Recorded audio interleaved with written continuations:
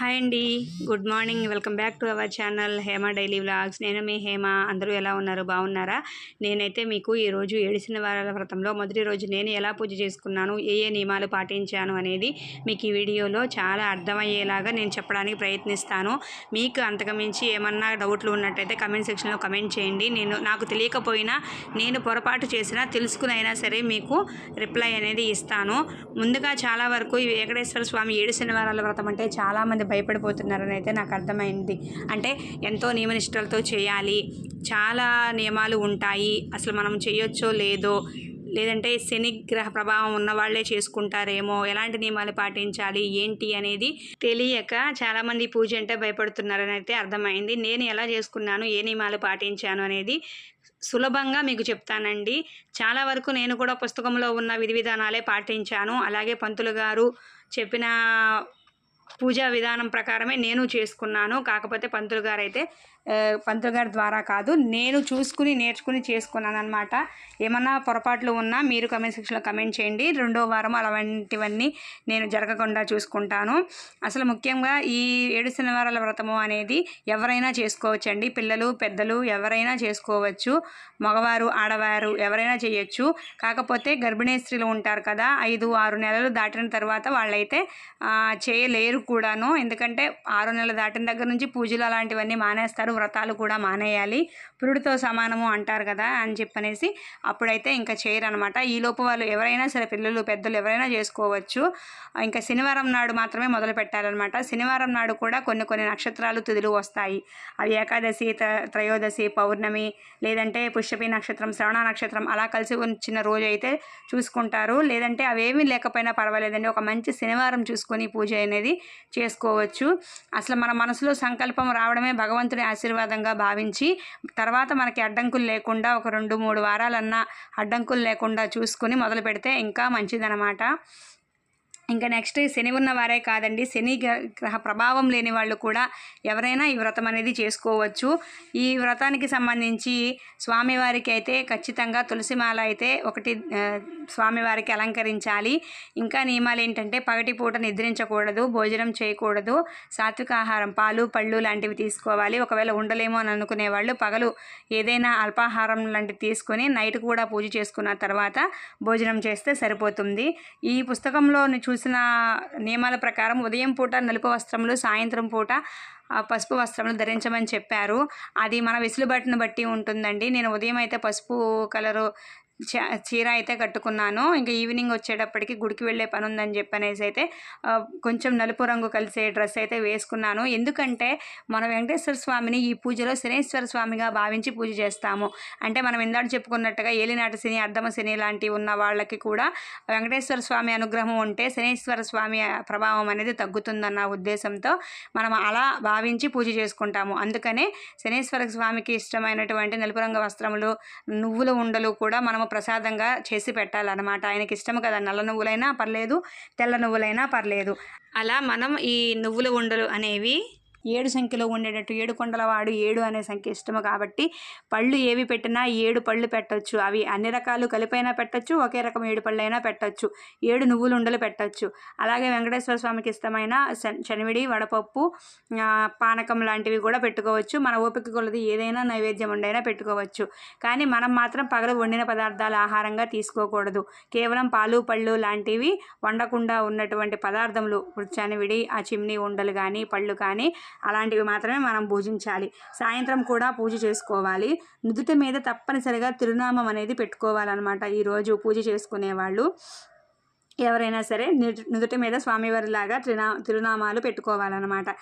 ఇది మగవారు అయితే ఆటంకం లేకుండా కంటిన్యూ చేసుకుంటే మంచిది. ఆడవారు కాబట్టి ఇబ్బందులు ఉంటాయి కాబట్టి 1-2 వారాలు అంటే ద్వితీయ యజ్ఞం లాంటిది లేకుండా 2 వారాలు కంటిన్యూగా చేసుకొని తర్వాత నుంచి ఏమన్నా ఇబ్బంది వచ్చినా, ఎటన్నా వెళ్ళాల్సి వచ్చినా తర్వాత వారం నుంచి కంటిన్యూ చేసుకోవచ్చు. 2వ వారం మాత్రం ఎలాంటి ఆటంకం రాకుండా చూసుకోవాలి. ద్వితీయ యజ్ఞం అనేది ఉండకూడదనమాట. ఈ పూజ అనేది ఉదయం చేయాలా సాయంత్రమే చేయాలంటే ఉదయమే చేసే వ్రతం అండి. ఎందుకంటే సాయంత్రం సమయంలో కూడా చేసుకుంటాం కాబట్టి 99% ఉదయం చేసుకుంటేనే సరిపోతుంది. లేదు మేము డ్యూటీలకి వెళ్ళి రాము అలాంటి వాళ్ళు ఉంటారు. వాళ్ళ పరిస్థితిని బట్టి వెసులుబాటును బట్టి ఆ స్వామివారికి చెప్పుకొని సాయంత్రమైనా చేసుకోవచ్చు. కాకపోతే పగలల్లా ఉపవాసం ఉండాలి, సాయంత్రం చేసుకోవాలి. ఈ పొద్దున పూట చేసుకునే వాళ్ళైనా సాయంత్రం పూట చేసుకునే వాళ్ళైనా సరే పగలల్లా ఉపవాసం ఉండి సాత్విక ఆహారం తీసుకుని రాత్రి పూజ అయిన తర్వాత అప్పుడు మనము భోజనం అనేది చేయొచ్చు. లేదంటే ఎవరి ఇష్టం బట్టి వాళ్ళు అల్పాహారమైనా తీసుకుని ఉండగలిగితే ఉండొచ్చు అనమాట. ఇంకా ఈ పూజ అయిన తర్వాత మనము భోజనం పెట్టాలా, అతిథులను ఆహ్వానించాలా అంటే నేనేం చేశాననేది మీకు చెప్తాను. అది ఎవరి ఇష్టం వాళ్ళదండి, ఎవరి ఓపిక వాళ్ళది. ఖచ్చితంగా పెట్టాలి అనే నియమం అయితే పుస్తకంలో రాసి ఉంది. ఎందుకంటే మనం 7 శనివారాల పుస్తకం కొనుక్కుంటాం కదా, అందులో అయితే రాసి ఉందన్నమాట. కానీ మన ఓపికను బట్టి ఎవరికైనా నాకు తెలిసి మంచి పద్ధతి ఏంటంటే నేను నమ్మే పద్ధతి అంటే పుస్తకంలో ఉన్నది అందరూ చెప్పిన తప్పని అయితే నేను అనడం లేదు. నా ఉద్దేశం ప్రకారం ఎవరికైనా సరే అన్నం అనేది ఆ రోజు భోజనం అనేది ఇస్తే సరిపోతుంది అనేది నా ఉద్దేశం అనమాట. నేను అలాగే చేశాను. ఇప్పుడు తెలిసిన వాళ్ళని పిలిచి భోజనం తాంబూలం అన్నీ ఇచ్చి సత్కరించడం కన్నా మనకి ఎవరైనా తెలియని వాళ్ళు రోడ్డు దగ్గర ఉంటారు కదా, ఆహారం కోసం ఎదురు చూసేవాళ్ళు, వాళ్ళు వారానికి ఒకళ్ళు చెప్పిన వాళ్ళకి కడుపు నిండా భోజనం పెడితే మంచిది అనేది నా ఉద్దేశం. నేనైతే అలాగే చేశాను అనమాట. ఇంకా బ్రహ్మచర్యం, మాంసాహారం అనేది ఎట్టి పరిస్థితుల్లోనూ ఉండదు. మనకు తెలుసు కదా, అలాంటి వ్రతాలు చేసుకున్నప్పుడు ప్రత్యేకంగా చెప్పాల్సిన అవసరం కూడా లేదు. ఇది విధి విధానం అనమాట. ఇంకేమైనా డౌట్లు ఉన్నా కమెంట్ సెక్షన్లో కమెంట్ చేయండి. మనకి అన్నీ తెలిసినవేనండి, తెలియనివి లేవు, చేయలేనివి కూడా ఏమీ లేవు. మనం మనస్ఫూర్తిగా సంకల్పంగా చేయాలి అనుకుంటే ఇవన్నీ కూడా మనకి పెద్ద లెక్కలోకి కూడా రావు. మన భక్తి శ్రద్ధలు అనేవి ముఖ్యము, చేయాలి అన్న సంకల్పం ముఖ్యము, అంతే. అంతకుమించి మనం ఏది పట్టించుకోవాల్సిన అవసరం లేదు. పూజ చేసుకోవడానికి కావాల్సినవి లక్ష్మీదేవి, వెంకటేశ్వర స్వామి కలిసి ఉన్న ఫోటో కంపల్సరీగా ఉండాలి. ఇంటిలో తూర్పు దిక్కున అంటే కుదిరితే తూర్పు దిక్కు, లేదంటే ఈశాన్యం వైపు, ఉత్తరం సైడ్ వైపు కానీ మనం ఈ పూజ అనేది చేసుకోవచ్చు. కలశం ఆనవాయితీ ఉన్నవాళ్ళు కలశం పెట్టుకోవచ్చు. ముందు నార్మల్గా వినాయకుడిని పూజిస్తాం కదా, ఏ పూజకైనా సరే ముందు వెంకటేశ్వర స్వామి ఫోటో పెట్టి పసుపు గణపతిని చేసి పసుపు గణపతికి పూలు, వెంకటేశ్వర స్వామికి పూలు, తులసిమాల అన్నీ అలంకరణ చేసుకున్న తర్వాత మామూలుగా దీపారాధన అనేది చేసుకోవాలి. మనం ఇలా వ్రతం అనేది నిర్వహించుకునేటప్పుడు కింద సపరేట్గా పీఠం పెట్టుకుని చేసుకుంటాం కాబట్టి ముందు మన పూజా మందిరంలో నార్మల్గా నిత్య దీపారాధన చేసుకున్న తర్వాత ఇలాంటి వ్రతాలు అనేవి మొదలు పెట్టాలన్నమాట.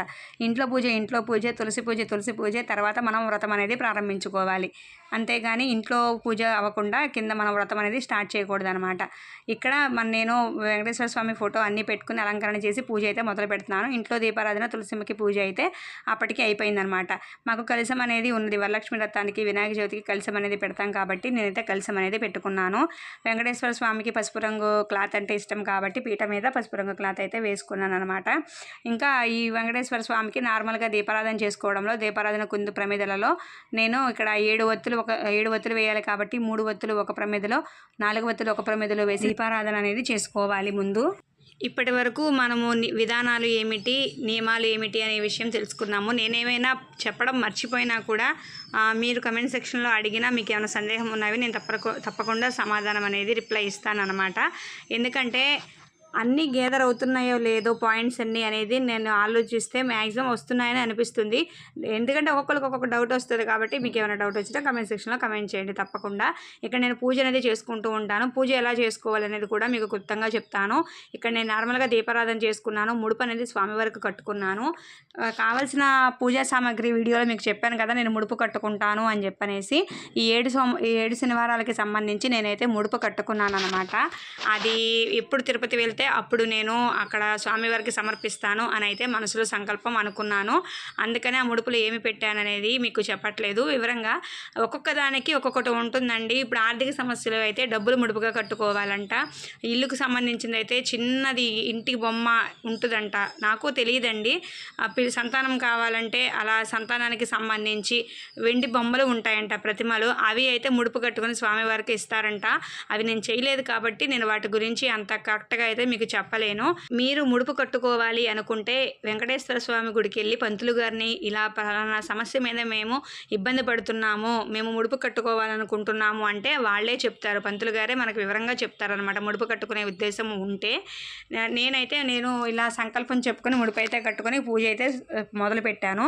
ఇప్పటికి నియమాలు ముడుపు కట్టుకోవడం అయితే పూర్తయింది. ఇప్పుడు పూజ అనేది ఎలా చేయాలి అనేది చెప్తే, మొదలుగా మనం దీపారాధన చేసుకోవాలి. స్వామివారికి పూలు, పళ్ళు, నైవేద్యము, ధూపదీపాలు అన్నీ సమర్పించేసి మనము పూజ అయితే స్టార్ట్ చేయాలన్నమాట.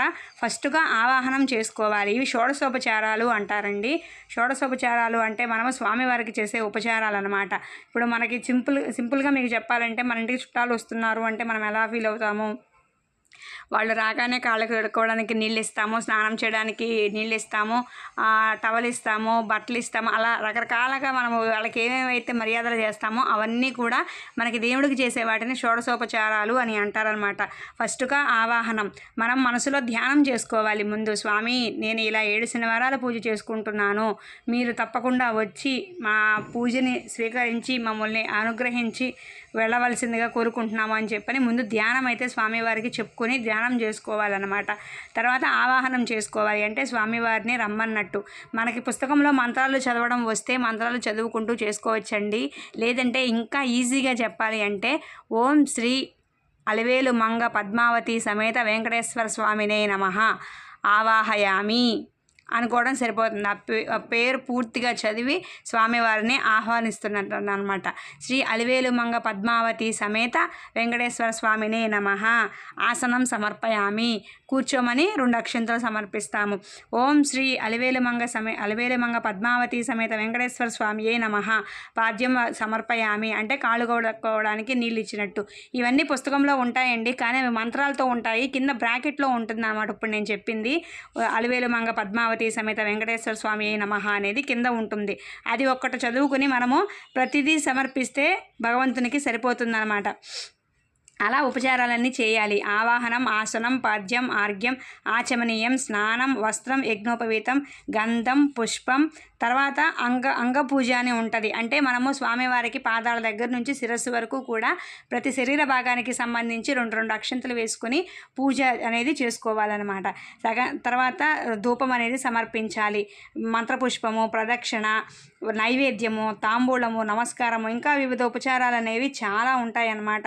మనము తర్వాత ఇవన్నీ ధూపదీప నైవేద్యాలు, షోడశోపచార పూజ, అంగపూజ అన్నీ అయిన తరువాత మనం నైవేద్యం కూడా పెట్టిన తర్వాత తాంబూలం అనేది స్వామివారికి ఇస్తాము. తాంబూలం కూడా ఇచ్చిన తర్వాత ఇంకా ఉంటాయి. ఛత్రం వీచడం, చామరం, నృత్యం, పాటలు పాడడం అలాంటివి కూడా ఉంటాయి. అక్షోత్తరనామాలు చదువుకోవడం, లేదంటే వెంకటేశ్వర స్వామికి సంబంధించి ఏవైనా మనకి శ్లోకాలు కానీ, ఇప్పుడు శనివారం కమలాకుజ చూచక కుంకుమతో అలాంటివి ఏవైనా సరే పద్యాలు కానీ అలాంటివి వస్తే అవన్నీ పాడుకోవచ్చు.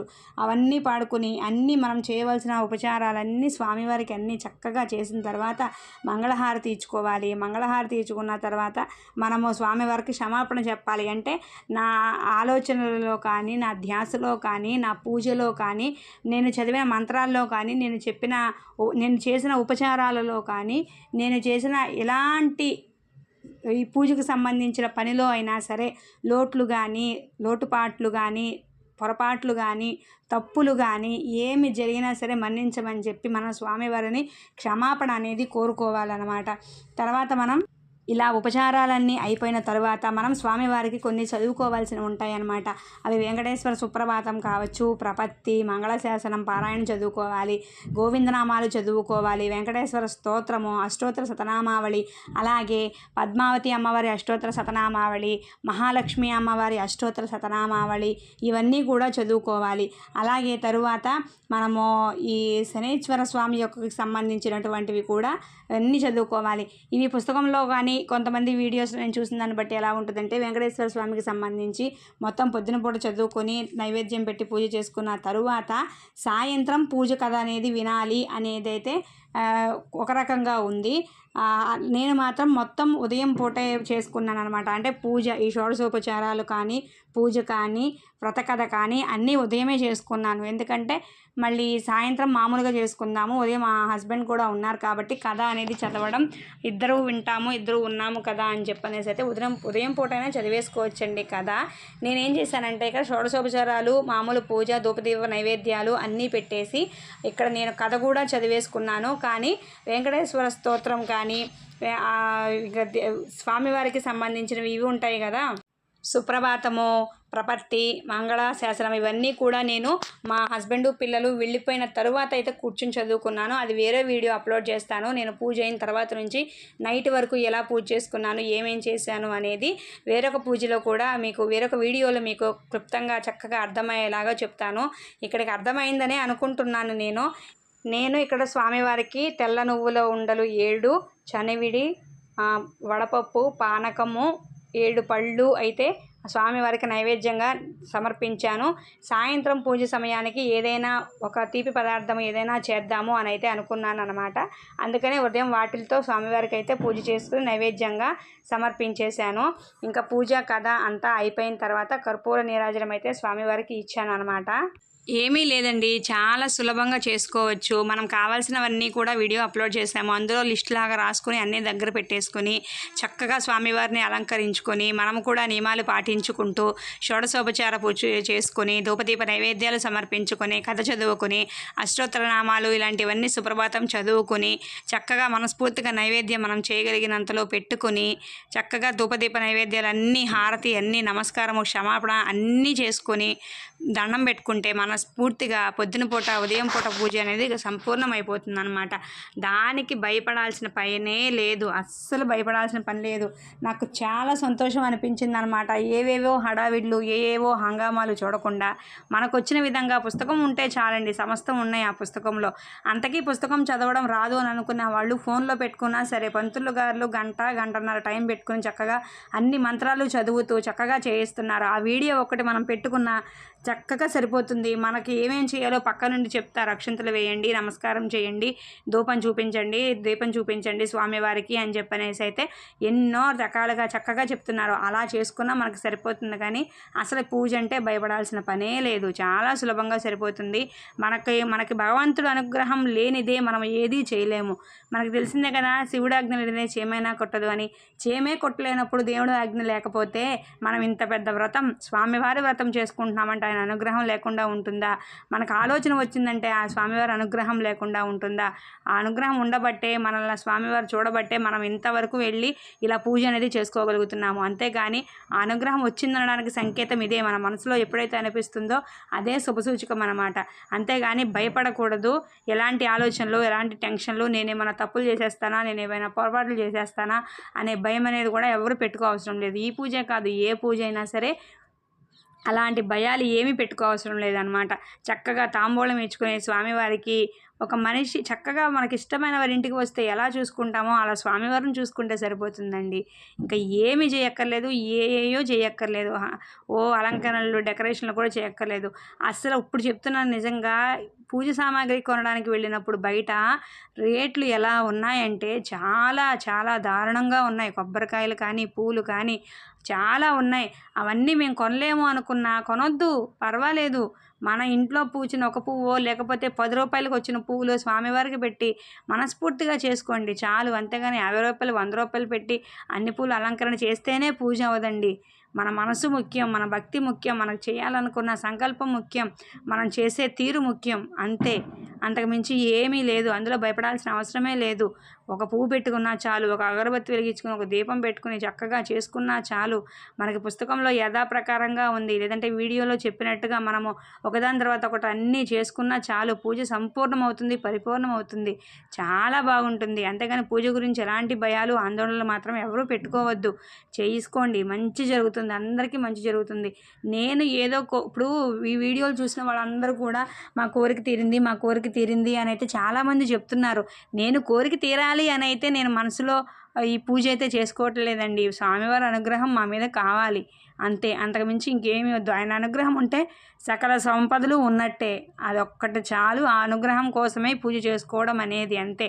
పూజలో ఏమైనా లోట్లు పాటలు ఉండొచ్చు, అంటే ఏదైనా తప్పు చేయడమో పొరపాటు జరగడమో ముందుది వెనక చేయడమో వెనకది ముందు చేయడమో అలా ఎవరికైనా సహజంగా జరుగుతూనే ఉంటుంది. అందరూ కరెక్ట్గా అందరూ చేసేయరు, ఏదో ఒక పాటలు లోట్లు అనేవి జరుగుతూనే ఉంటాయి. అది స్వామివారికి చెప్పుకుంటాం. పూజలో లోటు ఉండొచ్చు కానీ మన మనసులో బుద్ధిలో ఎలాంటి లోటు అనేది ఉండకూడదు. పరిపూర్ణమైన కల్మషం లేని మనసుతో చక్కగా చేసుకోవాలి పూజ అనేది. అంతకుమించి భగవంతుడు ఏమీ కోరుకోడు. నేను ఒకటే చెప్తాను, పూజ చేసుకోవాలని ఉంది కానీ మాకు రాదు, చదవడం రాదు అనుకున్న వాళ్ళు చక్కగా యూట్యూబ్లో చక్కగా వెంకటేశ్వర స్వామి వ్రత విధానం అని కొట్టండి. పంతులు గారులు చక్కగా కూర్చుని చూయిస్తారు.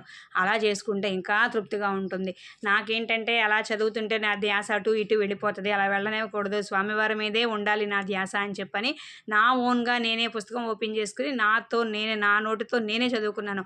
మా హస్బెండ్ని కూడా చదవనివ్వలేదనమాట. నేనే చదువుకున్నాను. ఎందుకంటే బుర్ర అనేది దేవుడి మీదే ఉండాలి అంటే మనం అక్కడ భక్తి శ్రద్ధగా చదవాలి, ఎటు పోకుండా. అదే వాళ్ళు చదువుతుంటే పంతులు గారు చెప్తుంటేనే ఏవో గుర్తొస్తాయి. ఇంకా తర్వాత పిల్లల్ని పంపించాలి, ఈ పని ఉంది, ఆ పని ఉంది, సాయంత్రం ఏం చేయాలి, ఇవన్నీ వచ్చేస్తాయి. ఇవన్నీ ఉండకూడదంటే నాకు నేనే శిక్ష వేసుకున్నట్టుగా నాకు నేనే చదువుకోవాలి. అప్పుడే నా బుద్ధి అనేది దగ్గర ఉంటుంది, దేవుడి మీద ఉంటుంది అనే ఉద్దేశంతో నాకు నేనే చదువుకున్నాను అనమాట. పుస్తకం మొత్తం ఏ పూజైనా నేనే చదువుతానండి. మా ఇంట్లో మా హస్బెండ్ చదువుతాను అంటారు కానీ నేనే ఎక్కువగా చదువుతూ ఉంటాను. ఎందుకంటే ఆయన ఏకాగ్రత పెట్టగలరేమో కానీ నాకు తర్వాత జరిగేవి ఇవే వచ్చేస్తాయి అనమాట. మనకుండే అలవాటు అదే కదా ఆడవారికి. అందుకని నేను అవన్నీ టెన్షన్లు పెట్టుకోకుండా ఉండాలంటే చక్కగా కథ బుర్రకెక్కాలి, ఉపచారాలన్నీ బుర్రతో చేయాలి అన్న ఉద్దేశంతో నేనే చదువుకుంటాను పుస్తకం మొత్తం కూడా, ఏ పూజ అయినా సరే. ఈ పూజకు సంబంధించి మీకు ఎలాంటి డౌట్లు ఉన్నా మీరు కమెంట్ సెక్షన్లో కమెంట్ చేయండి, నేను రిప్లై ఇస్తాను తప్పకుండా. నేనేమన్నా తప్పులు పొరపాట్లు చేసినా చెప్పడంలో కానీ చేయడంలో కానీ ఏమైనా తప్పులు ఉన్నా కూడా మీరు కమెంట్ సెక్షన్లో కమెంట్ చేస్తే నెక్స్ట్ టైం రిపీట్ అవ్వకుండా చూసుకుంటాను. ఇది కేవలం నేను ఉదయం పూట చేసిన పూజా విధానం మాత్రమే చెప్పానండి. నేను తర్వాత వచ్చే వీడియోలో పూజ అయిన దగ్గర నుంచి సాయంత్రం వరకు ఎలా చేశాననేది కూడా మీరు చూస్తే చాలా మోటివేషన్గా ఉంటుంది. నేను ఎంత భగవంతుడి మీద లీనమైపోతాను అనేది కూడా మీకు అర్థమవుతుంది. అలాగే అందరి ధ్యాస ఉండాలని చెప్పని నేనైతే కోరుకుంటున్నాను భగవంతుడి మీద.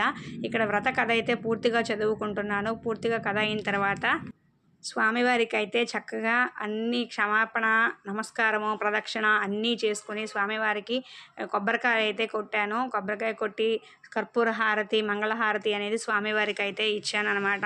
నాకు మనసుకు చాలా తృప్తిని ఇచ్చిందండి. ఎంతో భయపడేదాన్ని ఇంతకుముందు కూడా నేను, కానీ చేస్తే ఇంత బాగుంటుందా అని అనిపించింది. స్వామివారి అనుగ్రహం ఎప్పటికీ ఉండాలి. ఇప్పుడు మీకు చెప్తున్నా కూడా నాకు మాటలో స్వామివారి మీద ఉన్న ప్రేమ అనేది వచ్చి నాకు మాట కూడా సరిగ్గా రావటం లేదు. నిజంగా చెప్తున్నాను, నేను వెంకటేశ్వర స్వామికి సంబంధించి ప్రత్యేకంగా చేసిన మొదటి పూజ ఈ పూజేనమాట. ఇంతకుముందు వరకు నార్మల్గా దీపారాధన తప్పితే ఏదీ చేయలేదు.